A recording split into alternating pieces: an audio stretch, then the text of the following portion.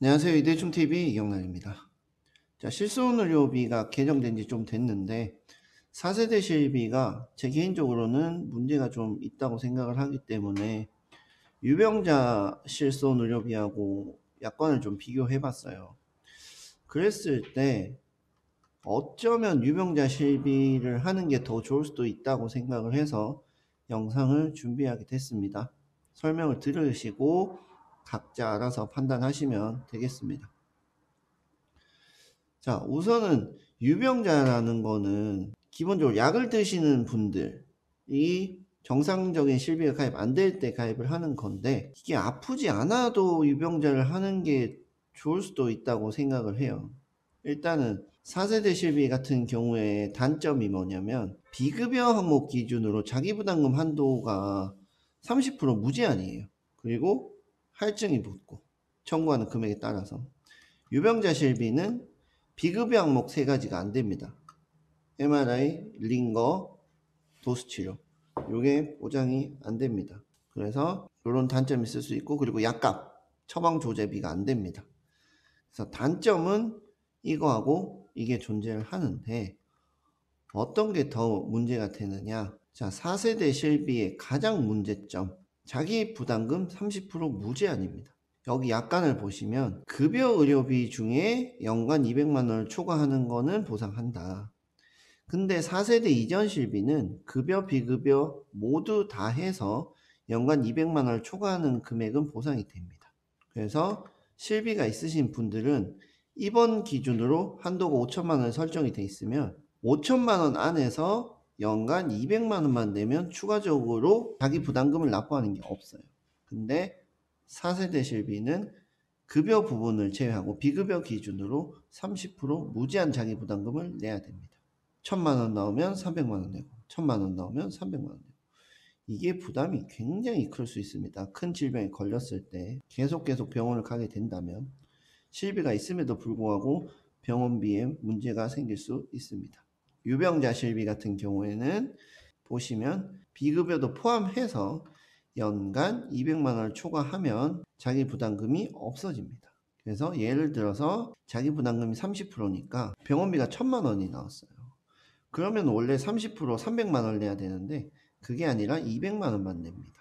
그리고 그 다음에 또 1,000만 원 나오면 부담금이 없습니다. 1년째 되는 날까지 없어요. 그래서 계약일을 기점으로 1년이 되는 날까지 200만 원만 내면 추가적으로 병원비를 내지 않습니다. 그래서 큰 질병에 걸렸을 때 자기 부담금 200만 원, 여기는 30% 무제한. 이게 엄청나게 큰 차이가 있습니다. 이 부분 때문에 제가 유병자 실비가 어쩌면 더 좋을 수 있다고 말씀드리는 겁니다. 그리고 4세대 실비의 경우에 저렴하다 이렇게 광고를 하고 얘기를 하는데, 그거는 안 아팠을 때 얘기고 4세대 실비는 개별적으로 할증 제도를 적용하기 때문에 1년에 300만 원 이상 청구를 하면 최대 할증이 됩니다. 400%라고 적혀 있는데 제가 계산을 해보면 그 계산표가 있어요. 예시에 여기 2단계 기준으로, 이건 그냥 100%죠. 이제 유지가 된다는 얘기입니다. 100%하고 400%하고 원래 이건 3배 차이가 나야 되는데 약 2.5배 보험료 차이가 납니다. 유병자는 할증 제도가 없습니다. 그냥 전체적으로 보험료 갱신되는 요율만 따라가는 거지, 이거는 전체적으로 갱신되는 부분 한번 적용을 하고 그 다음에 개별적으로 할증 부분을 계산합니다. 그래서 병원비를 300만 이상 청구하게 되면 유병자하고 보험료가 엇비슷해질 수도 있어요. 그런데 이 한도 부분은 차이가 나고 자기 부담금, 그렇게 됐을 때 과연 4세대 실비가 좋은가? 건강한 사람들이 가입하는 정상적인 실비가 아픈 사람들이 가입하는 이 할증이 붙은 실비보다 과연 좋은가라는 걸 생각해야 되는 시점이에요. 되게 이상한 상황입니다. 그래서 한 번쯤 생각을 해보실 필요가 있어요. 그래서 기존의 실비를 가지고 계신 분들은 절대 저는 바꾸면 안 된다고 생각하기 때문에 바꾸시지 마시고요. 제가 여러 가지 영상을 보니까 바꾸라는 의견도 꽤 많습니다. 근데 이걸 정확하게 설명을 안 해주고 그런 얘기를 하는데, 그냥 무작정 4세대 이전 실비는 갱신이 많이 돼서 나중에 감당이 안 된다, 그건 말 수 없는 얘기를 하는 거기 때문에 갱신율은 어떻게 될지 모릅니다. 아무도 모릅니다. 이게 많이 오를 4세대 실비가 많이 오를지 그 전 실비가 많이 오를지 물론 확률적으로 그 전 실비가 보장 범위가 크기 때문에 기본적인 갱신율이 클 수 있어요. 근데 4세대 실비는 개별적으로 할증도 적용하고 하기 때문에 아파버리면 싼 게 의미가 없어집니다. 그래서 제가 정리를 해보면 이런 분들 있죠. 아, 나는 뭐 병원도 잘 안 가고 보험도 별로 필요성을 못 느낀다. 그랬을 때 정말 기본적인 것만 한다. 최소한만 하고 싶다. 고 하시는 분들은 4세대 실비가 맞는 것 같고 큰 질병에 걸렸을 때 난 병원비 걱정을 하고 싶지 않다. 어느 정도 안전장치를 하고 싶다. 고 하시는 분들은 유병자 실비가 유리할 수 있습니다. 그래서 선택은 요 정도의 차이를 보시고 결정하시면 되겠습니다. 그래서 제가 요건 알려드렸어요. 유병자는 요 비급여 3개 항목 처방 조제 안 됩니다. 4세대 실비는 됩니다. 그래서 참 애매한 상황입니다.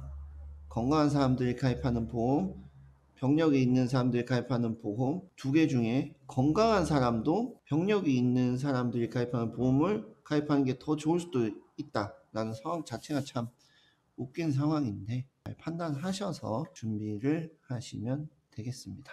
어떤 선택을 하실지는 본인의 생각에 맞게 하시면 되겠습니다. 좋아요, 구독, 알림 설정 부탁드립니다. 감사합니다. 우리 인슈유경락은 다수의 보험사와 계약 체결 및 중개하는 보험 설계사이고 보험회사로부터 보험계약 체결권을 부여받지 아니하였습니다. 보험계약자는 계약 체결 전 상품설명서 및 보험약관을 반드시 읽어보시기 바랍니다. 본 광고는 손해보험 광고심의 기준을 준수하였으며 유효기간은 심의일로부터 1년입니다. 상기 내용은 모집 종사자의 개인적인 의견이며 계약 체결에 따른 이익 또는 손실은 보험계약자 및 피보험자에게 기속됩니다.